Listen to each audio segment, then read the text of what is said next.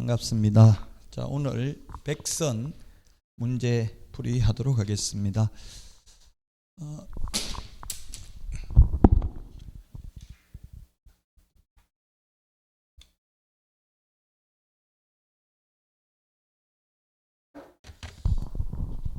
자, 먼저 1번 문제 보도록 하겠습니다. 1번 문제. 옳은 것입니다. 옳은 것.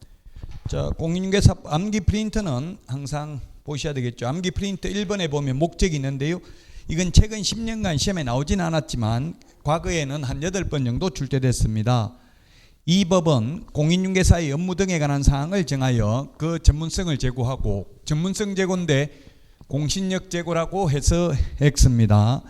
그 다음에 부동산 중개업을 건전하게 육성하여 국민경제에 이바지함을 목적으로 한다. 기억은 X고요. 니은 휴업기간 변경신고는 전자문서 가능합니다. 휴폐업은 안되고 재개 변경신고는 가능합니다.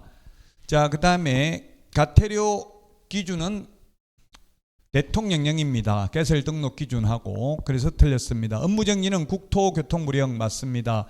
자격정지도 국토교통부령입니다. 자, 그 다음에 거래 당사자가 무등록 개업공개사에게 중개를 의뢰해도 처벌 대상은 아니다. 맞습니다. 무등록 중개업자는 3년 이하의 징역이나 3천만 원 이하의 벌금이지만 무등록 중개업자에게 의뢰를 한 의뢰인은 처벌 대상이 되지 않습니다. 자, 그 다음에 B업 인장 등록은 전자문서로 가능하다. 예, 그렇습니다. 인장 등록, 변경 등록 전자문서 가능합니다. 전자문서 안 되는 것은 암기 프린터 5번에 있습니다. 그래서 4번이 정답이 되겠습니다. 좀 어려울 수 있죠. 실제 시험에는 이렇게 어렵게는 안 나올 가능성이 많죠. 실제 시험에는 기억, 니은 밑에 보기를 줄 가능성이 많습니다. 근데 연습은 조금 어려운 거, 패턴이 어렵다는 거지 내용 자체를 전혀 시험에 안 나왔던 부분은 아닙니다. 시험에 많이 나왔던 부분이고요. 자, 그 다음에 2번 보겠습니다. 공인중개사법에 대해서 옳은 것입니다. 자격을 취득한 자를 개업공개사라고 한다. 개업공개사는 등록한 자입니다. 등록한 자. 자격 취득한 자는 공인중개사입니다. 그 다음에 20톤 이상 선박이든 미만 선박이든 중개대상물이 아닙니다. 여기서 중개상물이 아니라는 것은 이거는 아무나 중개를 업으로 해도 된다는 뜻입니다. 중개대상물은 개업 공인중개사만이 중개를 업으로 할 수 있습니다. 자, 그 다음에 개업공개사에 소속된 공인중개사로서 중개업무를 수행하는 자는 소속 공인중개사가 아니다 했는데 소속 공인중개사이다. 중개 업무를 수행할 수도 있고 보조할 수도 있습니다. 보조는 보조밖에 안 됩니다. 자, 그 다음에 4번 중개업은 세 가지가 필요 충분 조건입니다. 의뢰에 의하여 일정한 보수를 받고 중개를 업으로 하면 중개업입니다. 그래서 4번이 정답이 되겠습니다. 자, 그 다음에 보조원이 아닌 자로, 보조원은 공인중개사가 아닌 자로서 현장 안내 및 일반 서무 등 단순한 업무를 보조만 할 수 있고 중개업을 할 수는 없죠. 그래서 4번이 정답이 되겠습니다.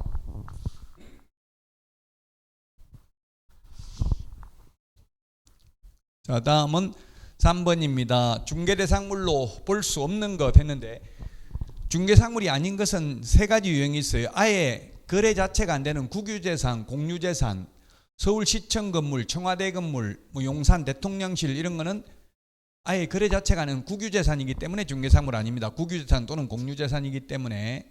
그 다음에 또 중개상물이 아닌 거는 아무나 할 수 있는 것도 중개상물 아닙니다. 여기에 기억에 있는 것처럼 이 콘크리트 지반 위에 볼트 조립 방식으로 지붕을 세우고 기둥을 덮은 다음 3면에 천막이나 유리를 설치한 소위 이동식 세차장 구조물은 아무나 해도 됩니다. 그래서 중개상물 아닙니다. 또 거래를 하면 불법인 것도 중개상물 아닙니다. 예를 들면 전매 제한 기간 중에 분양권 전매하는 거, 이거는 불법으로 처벌받기 때문에 중개상물이라고 볼 수 없습니다. 자, 그래서 중개상물로 볼 수 없는 것, 이건 중개상물 아닙니다. 볼 수 X로 하겠습니다. 아닌 것 일단. 그 다음에 동호수가 특정된 분양권은 미래의 건축물로 중개상물입니다.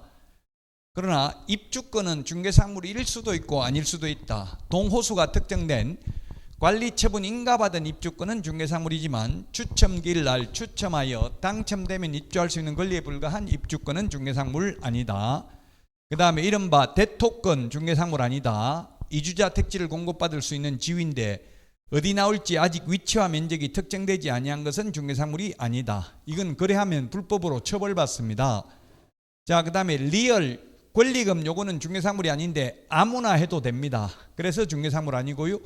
금전채권 알선하는 것도 아무나 해도 됩니다. 그래서 중개사물이 아닙니다. 따라서 중개사물이 아닌 것 답 5번이 되겠습니다. 시험에 중개사물인 것은 아닌 것은 요거는 한 문제 반드시 나오는데요. 가장 공인중개사법에서 어려운 게 중개대상물과 용어의 정의입니다. 한 문제씩 반드시 나옵니다. 관념적인 것이기 때문에 어렵습니다.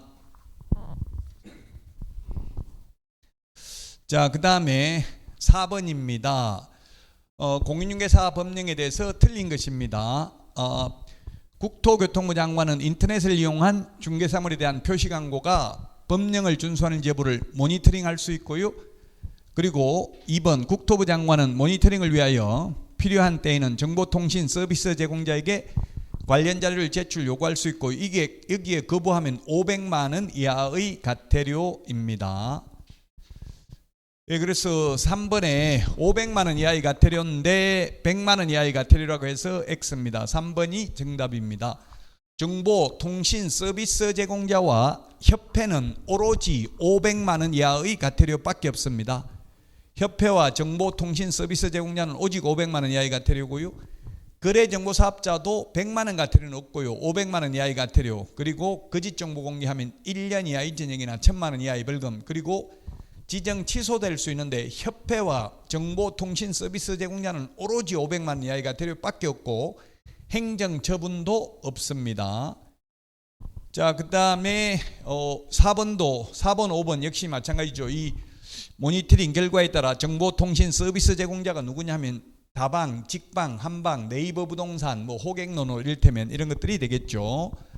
추가 정보 게재 등 필요한 조치를 요구할 수 있고 이 경우 필요한 조치를 요구받은 정보통신 서비스 제공자는 정당한 사유가 없으면 이에 따라야 됩니다. 따르지 않는 경우 500만 원 이하의 과태료입니다. 협회, 정보통신 서비스 제공자는 오직 500만 원 이하의 과태료밖에 없습니다. 자, 5번입니다. 기출문제 전형적인 패턴입니다. 기출문제입니다. 옳은 것은 했는데 소속 공인중개사는 개설 등록 신청할 수 없다. 맞습니다. 나무 밑에 취직되어 있는 상태에서는 개업 안 됩니다. 개업하려면 그만두고 해야 됩니다. 그만두면 이미 소속 공인중개사가 아닙니다. 자, 그 다음에 중개사무소는 면적 제한 없습니다. 30제곱미터 이상 이런 거 없습니다. 그냥 사용권만 확보하면 됩니다. 건축물 대장에 기재되어 있어야 됩니다. 무허가 건축물, 가설 건축물 안 됩니다. 미등기 건물은 될 수도 있습니다. 건축물 대장에 기재되기 전이라도 사용승인, 사용검사, 준공검사, 준공인가 받은 건축물은 가능합니다. 사용승인, 사용검사, 준공검사, 준공인가 같은 말입니다. 공사 끝나고 하는 거죠. 근데 법마다 예를 들면 주택법에서는 사용검사, 건축법에서는 사용승인 이렇게 법마다 기타법에서는 준공검사 이런 식으로 쓰는 용어가 다를 뿐입니다. 자, 그 다음에 디귿은 사회적 협동조합 X죠. 사회적 협동조합은 영리법인이 될 수 없습니다. 그래서 사회적 협동조합은 암기 프린트 3번에 있습니다. 1번이 정답이 되겠습니다. 이건 전형적인 기출문제 패턴입니다. 최근 기출문제가 이렇게 박스 안에 보기가 3개, 기역, 니은, 디귿 또는 리얼까지 4개 해가지고 옳은 것은 틀린 것은 이렇게 이런 전형적인 패턴이 약 20문제 50% 정도가 이렇게 출제됩니다. 올해 시험도. 요 5번 패턴을 잘 익히셔야 되겠습니다. 6번도 기출문제 패턴인데 실제 기출문제는 이렇게 길게 안 내고 아까처럼 기역, 니은 이렇게 해가지고 한 4개 정도 내겠죠. 지금은 더 많으니까 좀 연습이니까요. 3년에 3천만 원에 해당되지 않는 것은 했는데 부당한 이익을 얻거나 제3자에게 부당한 이익을 얻게 할 목적으로 거래하지도 않았는데 거짓 신고하면 3년에 3천만 원이고요. 이 재산상 이득을 취득할 목적으로 이 말이 없으면 3천만 원 이하의 과태료입니다. 그 다음에 니은 왕따시키는 겁니다. 친목회 회원업소 외에 비회원업소와 공동중개 제한하는 행위. 그 다음에 이 높은 가격으로 디귿 표시광고를 유도해서 개업공개사의 정당한 업무를 방해하는 행위입니다. 아파트 입주자 커뮤니티 같은 경우가 되겠고요. 그 다음에 리얼 정당한 사유 없이 개업공개사 등의 중개사물에 대한 정당한 표시광고를 방해하는 행위. 디귿, 리얼 이게 다 누구든지 암기 프린터 그 11번 맨 마지막에 있는 내용입니다. 누구든지 시세 교란 행위 하면 안 됩니다.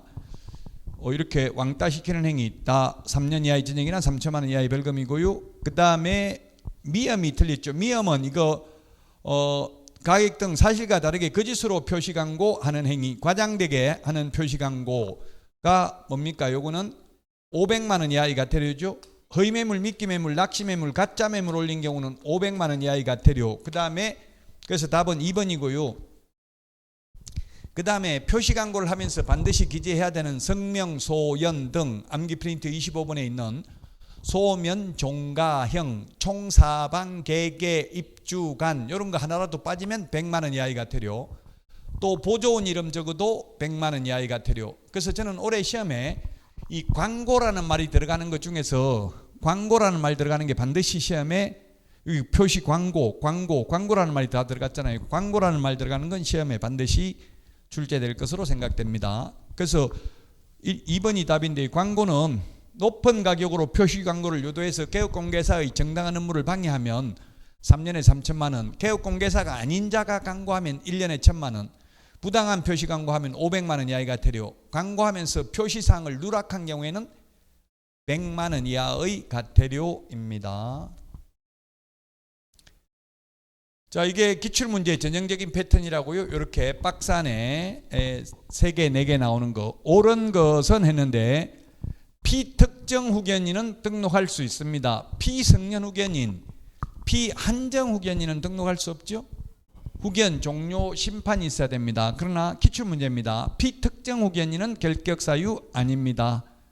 자, 그 다음에 2번 금고 이상 집행유예인 경우 유예기간 만료 2년 동안 결격사유입니다. 맞습니다. 니은은.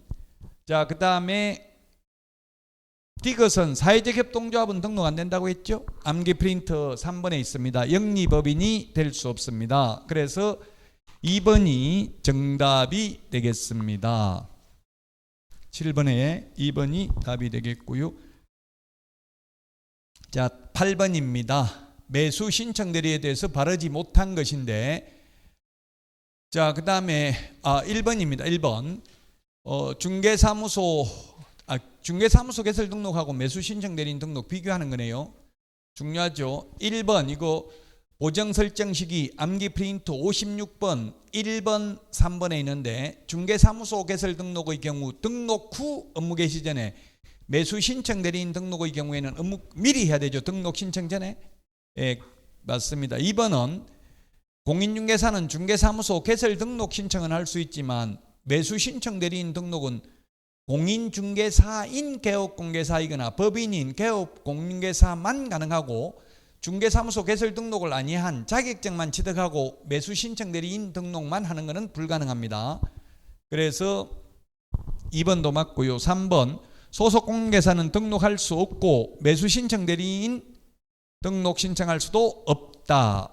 예, 그렇습니다. 소속 공인중개사는 그만두고 중개사무소 개설 등록을 해야 되고, 중개사무소 개설 등록을 해야 매수 신청 대리인 등록을 할 수 있습니다.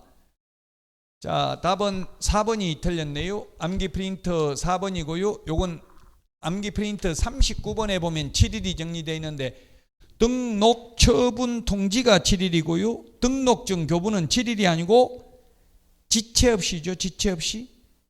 암기 프린터 39번에 1번에 있습니다.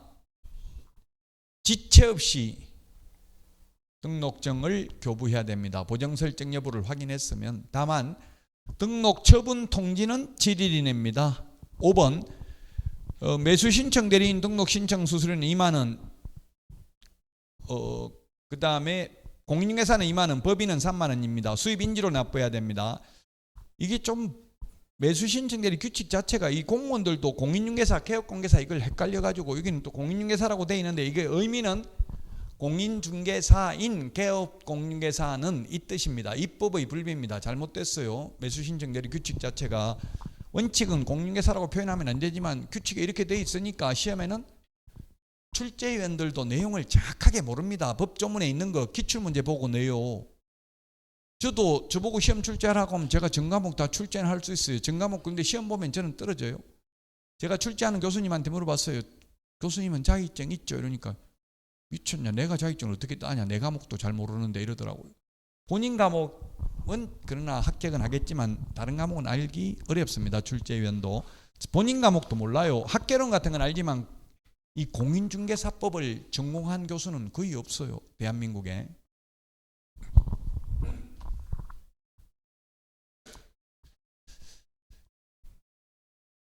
자, 9번에 주택을 중개하는 경우 확인 설명해야 될 사항이 아닌 것은 요거는 감정평가사 부동산학 원론 기출문제, 부동산학 원론 기출문제입니다. 간평문제라고 이게 간평문제 작년에 암기 프린트 6번에 있습니다. 암기 프린트 6번. 답은 3번입니다. 3번. 주택 공시가격 요거는 설명할 의무는 없습니다. 거래 예정금액을 설명하잖아요. 거래 예정금액 또는 예정가격, 예정가액, 시세입니다. 시세. 거래 예정금액이라는 건 일종의 굳이 분류를 하자면 공시가격은 신세보다 좀 더 낮게 돼 있잖아요. 통상적으로 딱 정확한 건 아니지만. 자, 그래서 답은 3번입니다. 암기 프린트 6번에 있습니다. 암기 프린트 6번에 기권, 예공상태, 환지세 9가지가 있고요. 주택인 경우에 10번 확정일자 부여 현황, 그 다음에 세금 체납 여부, 그 다음에 11번 최우선 면제금. 만약에 2천인 경우에는 7,500만 원 이하인 경우 2,500만 원까지 최우선 면제 받을 수 있다. 이런 거 설명을 해야 되죠. 그 다음에 전입세대 확인서 제출 여부 설명해야 됩니다. 그 다음에 임대보증금의 보증보험 가입에 대한 설명도 해야 됩니다. 보증보험 민간임대주택 특별법은 반드시 가입해야 되죠. 그리고 그냥 일반 임대주택은 가입해도 되고 안 해도 되는데 민간임대주택 특별법은 75%를 주인이 보험료를 부담하는데 그냥 개인주택인 경우는 임차인이 다 부담해야 됩니다. 보험료가 약 0.15% 내외입니다. 요율은 달라요. 그래서 1억 전세 들고 전세 반환 보증보험 가입하려면 1년짜리가 15만 원입니다. 2년 하면 30만 원이에요. 그러면 3억이면 90만 원 되겠죠? 보험료가. 약 그렇다는 게 이게 정확한 건 아니에요. 이게 사람에 따라 요율이 다 다르고요. 사람에 따라 다르고 또 주택에 따라 달라요. 연립하고 아파트하고 달라요. 다가구가 사고 날 확률이 높죠. 확률이 높은 거는 보험료도 더 비싸요. 아파트가 최고 싸죠. 자, 3번이 정답이 되겠습니다. 이거는 간평 기출 문제입니다. 자, 10번입니다. 보조원에 대해서 옳지 않은 것인데 고용신고는 업무 개시 전에 해야 됩니다. 1번. 소속공개사나 보조원이나 다 마찬가지고요. 고용관계 종료신고는 10일 이내에 해야 됩니다. 자, 그 다음에 보조원 직무교육 받아야 되고요. 소속공개사 2년마다 연수교육 받아야 됩니다. 자, 그 다음에 4번 법 제50조 양벌규정에 의하면 고용인이라고 하면 소속공개사 중개보조원을 합해서 고용인이라고 하죠. 직원을 고용인이라고 한다고. 직원은 두 가지가 있잖아요. 자격증을 따서 취직한 소속공개사, 자격증 없이 취직한 중개보조원이 있죠. 이 고용인의 업무상행위가 법 제38조 48조 또는 49조 행정형벌 징역 벌금에 해당되는 위반 행위를 한 경우 그 행위자를 벌하는 외에 그 개업공개사에 대해서도 해당 조에 규정된 벌금형을 과한다. 다만 개업공개사가 그 위반 행위를 방지하기 위하여 상당한 주의와 감독을 게을리하지 아니한 경우에는 그러하지 아니하다. 이게 소위 양벌규정입니다. 양벌규정. 예, 그래서 맞습니다. 직원 잘못으로 절대로 사장이 징역 가는 일은 없습니다. 자, 그 다음에 개업공개사가 고용하는 고용인의 업무상 행위는 그를 고용한 개업공개사의 행위로 본다 라고 했기 때문에 고용인의 고의가 실등 기책사유 없이 발생한 의뢰인의 재산상 손해에 대해서도 그를 고용한 개업공개사가 손해배상 책임을 부담한다. 이게 틀렸습니다. 5번. 손해배상 부담 요건은 세 가지입니다. 첫 번째, 개업공개사의 고의가실. 그 다음에 두 번째, 고용인의 고의가실. 세 번째, 다른 사람의 중개행위, 장소 제공. 이 세 가지 중에 하나는 원인이 있어야 손해배상을 한다고요. 지금 5번은 뭡니까? 직원 잘못이 없고 고의가실이 없고 그리고 사장 고의가실이 있다는 말도 없고 장소 제공했다는 말도 없죠. 그러면 손해배상 하지 않는다는 이야기입니다. 이 셋 중에 하나는 해당되어야 손해배상을 합니다. 따라서 5번이 정답이 되겠습니다.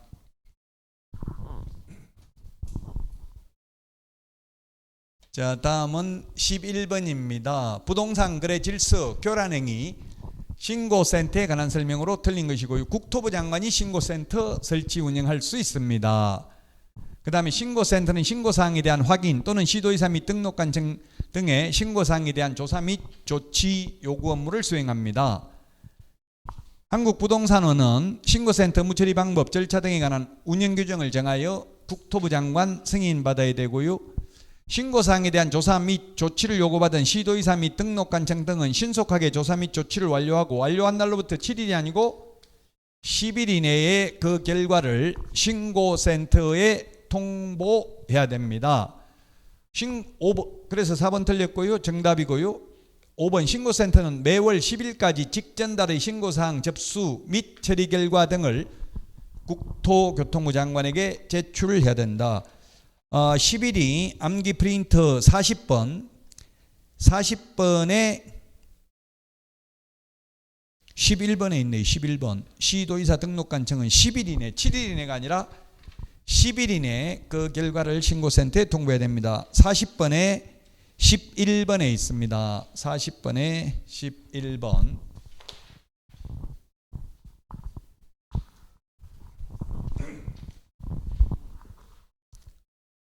자, 그 다음에 12번입니다. 확인설명서 서식 기재사항으로 틀린 것입니다.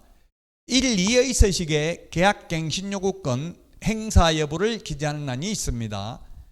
계약갱신요구권은 주택의 경우에 1회에 하나에 행사할 수 있고 상가는 최초 임대차 기간을 포함한 전체 임대차 기간이 10년을 초과하지 않는 범위 내에서 행사할 수 있죠. 계약갱신요건을 행사하면 갱신되는 기간은 주택의 경우에는 무조건 2년입니다. 기존 계약이 4년 계약을 했다 하더라도 계약갱신 요구하면 4년 연장되는 게 아니라 2년이 연장됩니다. 그런데 상가는 만약 4년 계약이 돼 있었는데 기존 계약이 계약갱신 요구권을 행사하면 전임대차와 동일한 조건으로 다시 계약하는 것으로 봅니다. 그러면 4년이 연장됩니다. 차이점이 1번은 맞고요. 2번 다가구 주택 확인서류 제출 여부 기재하는 란이 1의 서식에 있습니다.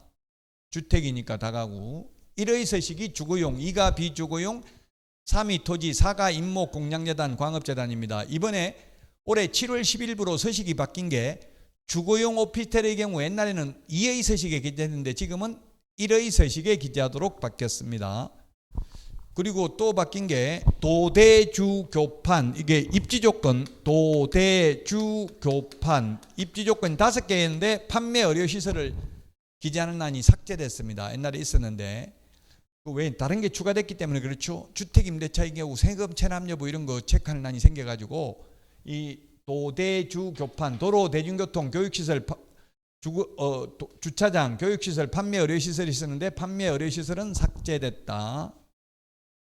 자, 그 다음에 재산세와 종합부동산세 6월 1일 소유자가 납세물을 부담한다는 거 1의 서식에 있고요. 그 다음에 3의 서식에는 재산세는 모든 서식에 6월 1일 기준 대상 물건 소유자가 납세물을 부담한다는 게 모든 서식 1, 2, 3, 4 모두 있습니다. 재산세는. 근데 종부세는 1, 2의 서식에만 있습니다. 3, 4의 서식에는 없습니다. 그래서 3의 서식에 종합부동산세 6월 1일 기준 대상물건 소유자가 납세물을 부담한다는 내용 틀렸습니다. 답 4번이 정답이 되겠습니다. 5번은 확인 설명서 2의 서식에 벽면, 바닥면 상태에 기재하는 난이 있다. 예, 바닥면은 있는데 도배는 없습니다. 도배는 1의 서식만 기재합니다. 도배 상태는 1의 서식만 기재한다고요. 요약집은 160페이지에 있습니다. 요약집은 거기 160페이지에 있는데 요약집 160페이지 거기 4번 입지 조건에 도대주 교판에 판 지워야 되겠죠. 요약집 160페이지. 이 확인 설명서 서식 비교하는 게 나오니까 귀찮아도 확인 설명서 서식을 기본서 보고 한번 찾아보는 게 더 바람직합니다. 기본서가 개정됐다면 법제처 국가법령정보에서 시행규칙 별지 서식을 다운받아서 확인할 수 있습니다. 자, 다음은 13번입니다.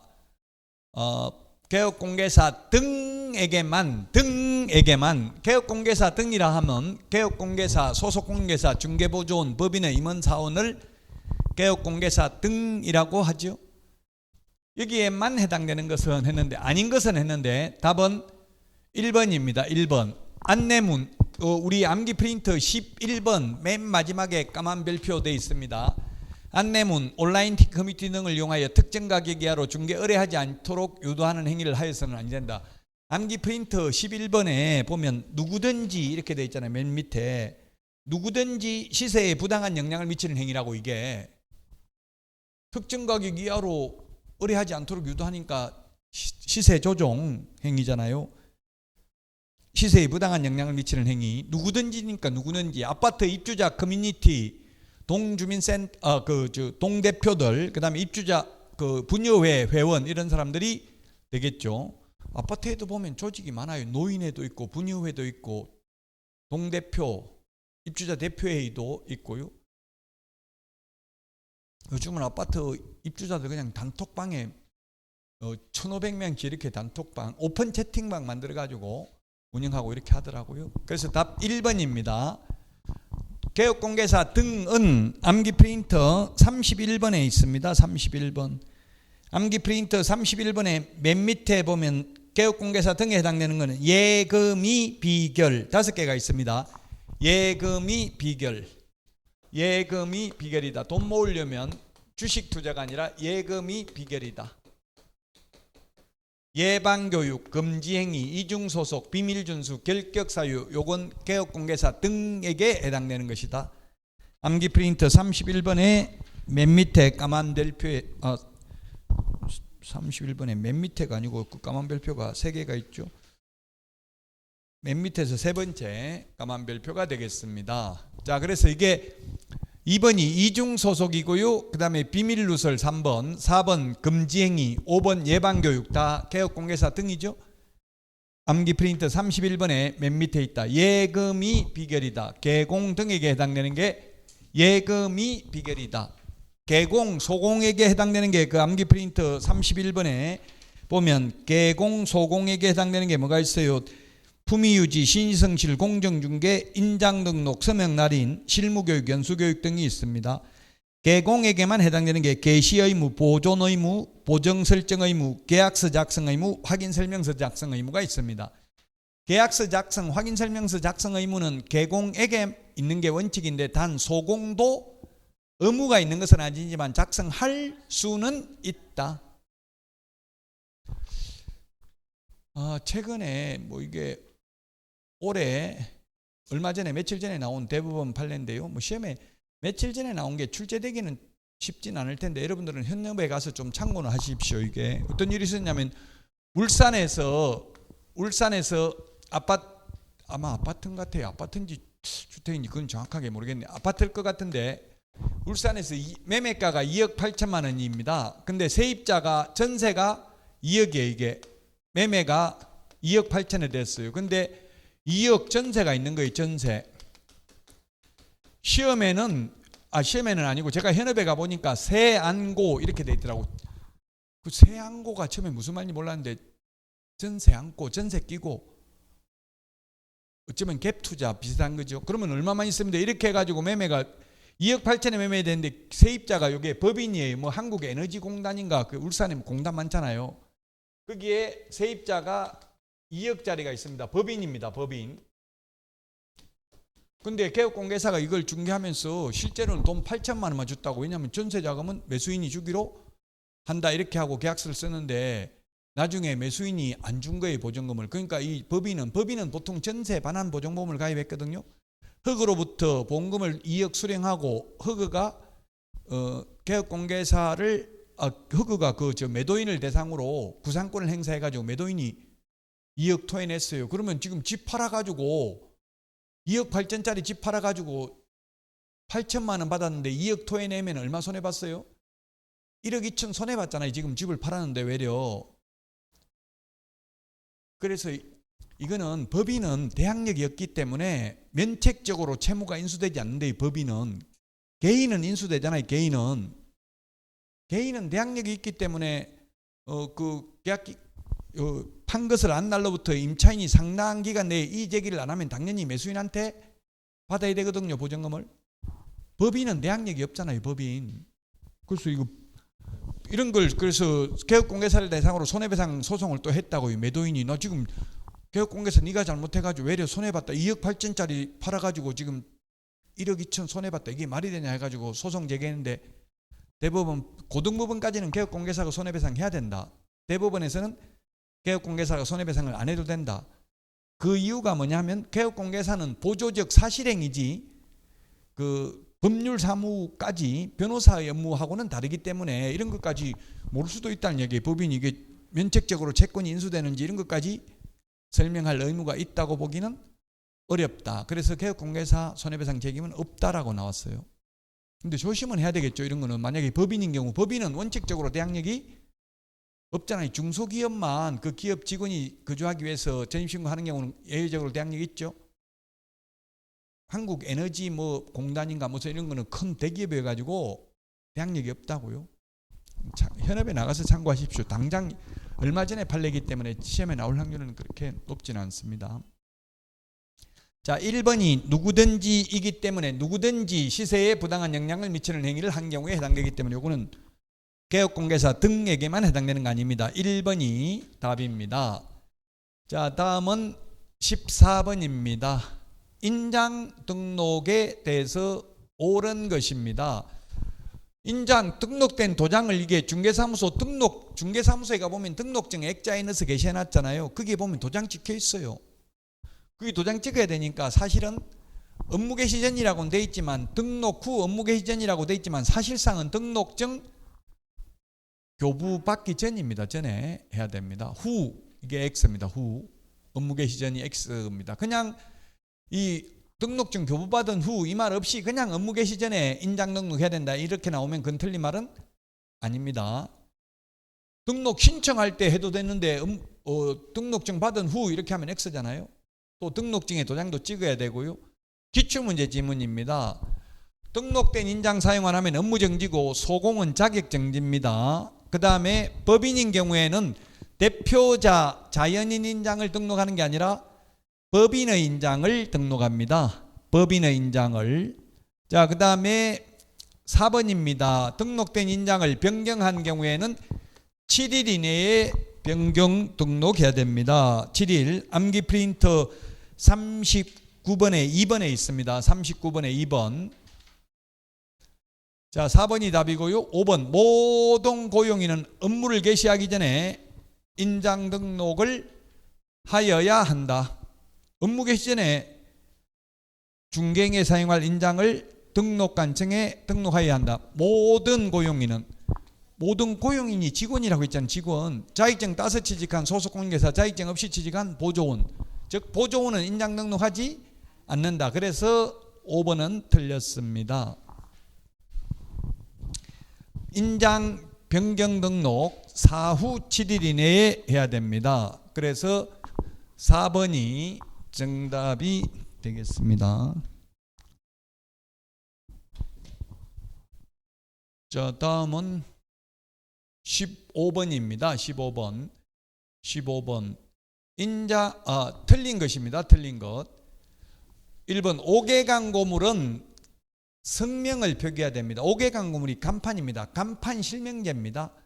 성명을 표기해야 되고, 법인은 대표자 성명을 표기해야 되고, 분사무소인 경우 책임자 성명을 표기해야 됩니다. 자, 그 다음에 인터넷 표시 광고하는 경우에 2번 성명, 소연 등 성명, 사무소 명칭, 소재지, 연락처, 등록번호 5가지를 표기해야 됩니다. 안 하면 100만 원 이하의 과태료고요. 3번 인터넷 표시 광고하려면 여기 5가지 외에 소면, 종가, 형, 소재지, 면적, 종류, 가격, 거래 형태, 암기 프린트 25번에 있죠. 맨 밑에 5개를 추가로 더 해야 되고요. 그 다음에 인터넷 표시 광고하면서 건축물인 경우는 추가로 8개를 더 해야 되죠.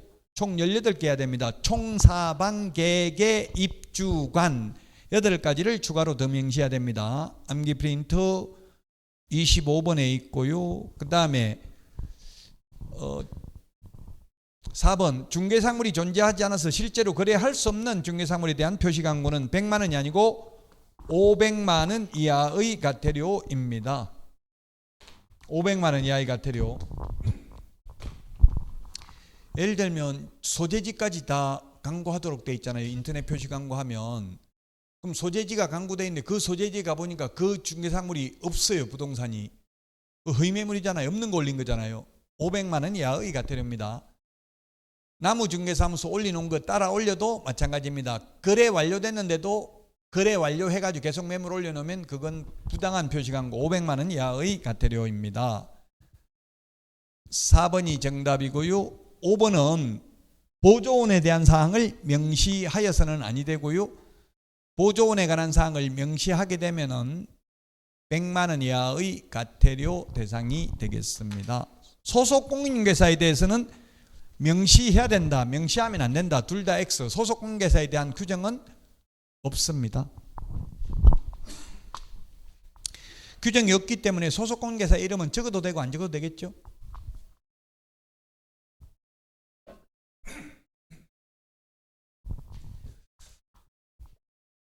자, 16번입니다.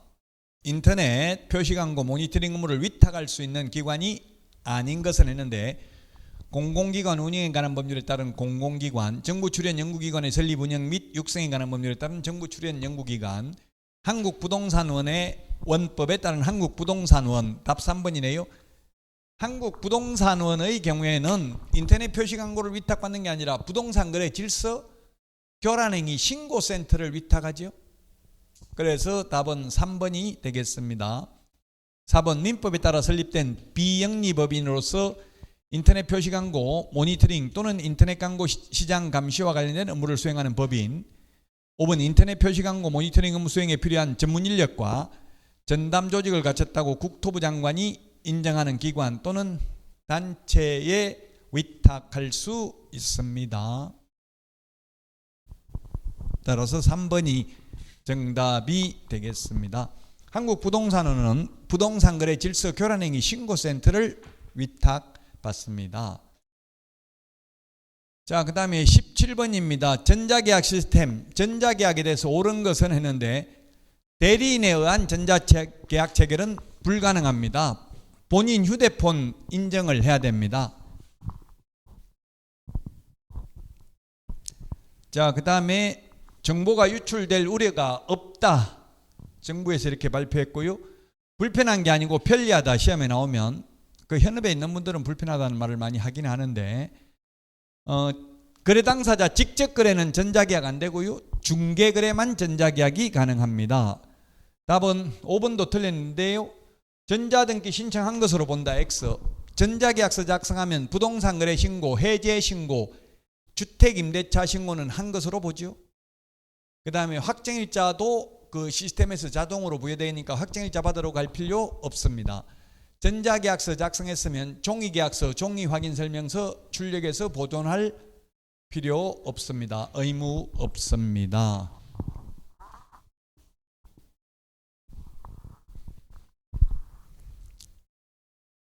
자, 그 다음에 18번입니다. 18번. 5개 광고물에 연락처를 기재하지 않는 경우 5개 광고물은 뭐라고 했습니까? 간판에 연락처 적어야 될 의무는 없고 간판 실명제라고 했죠. 성명을 적어야 된다 했죠. 연락처 안 적어도 됩니다. 근데 현실적으로 현업에서 중개사무소 가보면 다 간판이 이름 연락처 적혀 있기는 합니다. 근데 법적으로 의무는 없습니다. 1번이 틀렸고요. 지금 이것도 광고라는 말 다 나왔잖아요. 보조원 명시하면 100만 원 이하 이가태료, 부당한 표시광고, 거짓 표시광고 하면 사실과 다르게 500만 원 이하 이가태료고요.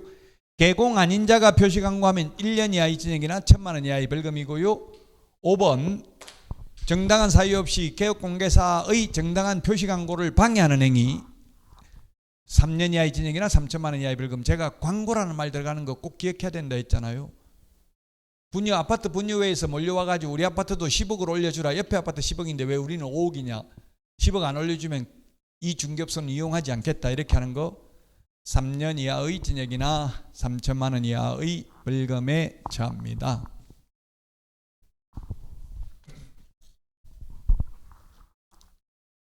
자, 그 다음에 19번입니다. 옳은 것은 했는데 개업공개사 등은 공인중개사 법령상 옳은 것은 했습니다. 명문규정상 개업공개사 등이라고 하면 보조원도 포함이죠. 보조원은 품위유지, 신성실, 공정중개 이러한 명문규정이 없습니다. 좀 더 명확하게 내려면 문제에 공인중개사 법령상 명문규정에 관한 명문규정 직접 법조문에 있는 거 이렇게 묻는 게 더 바람직하긴 하겠죠. 어쨌든 개업공개사 등은 보조원도 포함이라고요. 근데 보조원은 품위유지, 신성실, 공정중개 이러한 명문규정은 없다고요. 법 29조 1항은 개공, 소공에게만 해당된다 했죠. 암기 프린트 31번 맨 밑에서 두 번째 까만 별표. 자, 그 다음에 2번입니다. 계약 중개 완성된 때 확인하여 계약서를 작성하고 서명 및 날인하여 3년간 보존이다. 계약서는 5년 보존, 확인설명서, 전속중개계약서 3년 보존. 3번이 정답이네요. 계약서는 법정서식이 없기 때문에 국토부 장관이 표준서식을 정하여 그 사용을 권장할 수 있습니다. 답 3번이고요. 4번은 매매계약이 체결된 경우 의뢰인의 요청이 있는 경우에는 금인을 신청하여야 한다 했는데 X입니다. 개업공개사는 금인 신청해 줄 수는 있지만 할 의무는 없습니다. 또 매매계약의 경우 부동산 거래 신고하고 신고 필증을 받은 경우 금인 받은 것으로 보죠. 그래서 교환 매매계약 등이라 했으니까 교환계약도 해당될 수 있는데요. 교환계약이나 승여계약은 금인 받아야 됩니다. 그러나 개업공개사가 교환계약을 중개했다 하더라도 금인을 해줄 의무는 없습니다. 의뢰인 요청하면 개업공개사가 거부하면 됩니다. 법무사한테 이야기하세요. 어차피 법무사가 등기할 때 필요하니까 이렇게 말해줘도 됩니다. 자, 그 다음에 공인중개사법에는 선관주의 의무가 명문화되어 있지 않습니다. 민법에는 명문화되어 있습니다. 민법에는 수임인은 우임인을 위하여 선량한 관리자의 주로서 사무를 처리해야 한다 이런 말이 있습니다. 그러나 기출문제입니다. 5번 공인중개사법에는 선관주의 의무 즉 선량한 관리자의 주요 의무를 부담한다는 명문규정은 없고 판례가 인정합니다. 판례가 위임과 유사함으로 선관주의 의무가 있다고 봐야 된다 이렇게 판례가 보고 있습니다. 20번까지만 하고 쉬었다 하겠습니다. 자, 타당하지 않는 것 했는데 1번은 맞습니다. 확인 설명은 취득 의뢰인에게만 하면 됩니다. 거래 당사자 쌍방에게 할 필요 없죠. 자, 그 다음에 2번 중개가 완성되어 계약서를 작성하는 때에는 확인 설명서를 거래 당사자 쌍방에게 교부하고 3년 보존해야 됩니다. 자, 그 다음에 3번 계약서 확인 설명서에는 개업공개사와 당해물을 수행한 소속공개사가 함께 서명 및 날인해야 되죠. 당해물을 수행한 소속공개사만 하면 되지 모든 소속공개사가 해야 되는 것은 아닙니다. 이때 만약 법인인 경우 대표자, 분사무소인 경우는 책임자가 서명 날인하면 되겠습니다. 4번 확인설명서 전속중개계약서는 3년 보존입니다. 거래계약서는 5년 보존입니다. 원본, 사본, 전자문서 아무거나 보존하면 됩니다.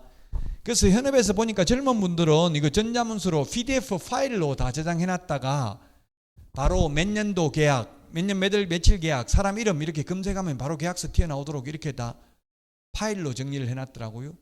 종이로 보관해놓으면 어디 있는지 못 찾고 그 공무원이 와가지고 계약서 달라고 하는데 못 찾아가지고 헤매고 이러면 빨리 못 찾으면 보존 안 하는 걸로 보고 업무정지 때리겠습니다 이렇게 나온다고요. 그 PDF 파일로 보존하는 것도 괜찮은 것 같아요. 아마 그런 프로그램이 있는 것 같아요 보니까. 5번입니다. 개업공개사는 매도 임대 의뢰인이 상태에 관한 자료 요구에 불응한 경우 그 사실을 매수 임차 의뢰인의 기출문제 지문입니다. 설명하거나가 아니라 설명하고 설명서 서식에 기재도 해야 된다. 5번이 기출문제 지문입니다. 5번이 정답입니다. 불응하면 상태에 관한 자료 요구에 불응하면 그 사실을 매수 임차 의뢰인에게 설명하고 서식에 기재도 해야 된다. 자, 여기까지 하고 쉬었다가 21번부터 하겠습니다.